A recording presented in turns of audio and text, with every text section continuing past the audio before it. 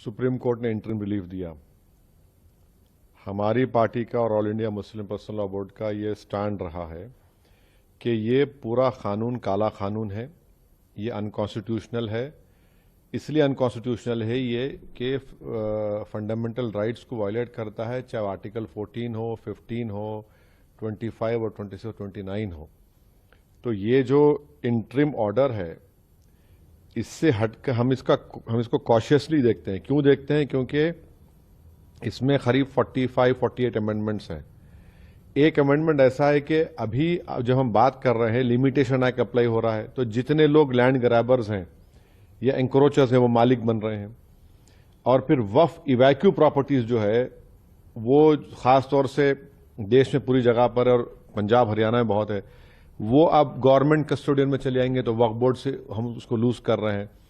तीसरा यह है कि सेक्शन 2 में जो ट्रस्ट एक्ट है, जो सुप्रीम कोर्ट ने जजमेंट में कहा था कि वो वक्फ की प्रॉपर्टी है, गवर्नमेंट ने सेक्शन 2 के जरिए पूरे ट्रस्ट को निकाल दिया वक्फ से।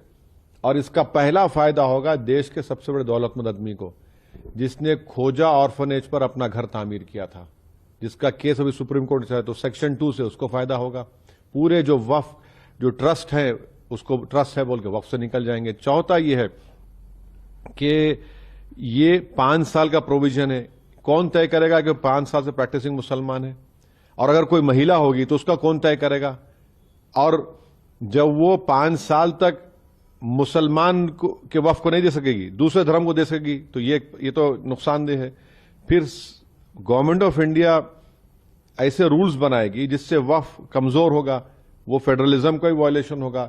कलेक्टर आज भी किसी मुतवल्ली को ऑर्डर दे सकता है कि भैया आप इस तरह का काम करो, जो उस मुतवल्ली और उसके वाकिफ के खिलाफ होगा। अगर नहीं सुनेगा तो जेल को जाएगा।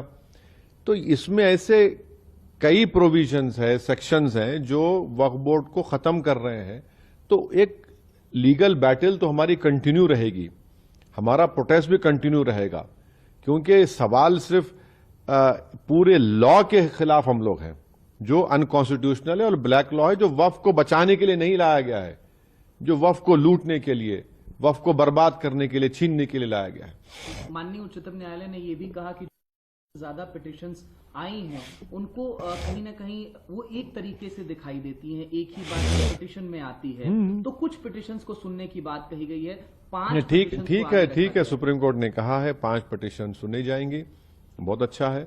हम तो यही चाहेंगे कि ऑनरेबल सुप्रीम कोर्ट इसको जल्द से जल्द सुने, क्योंकि इसमें ऐसे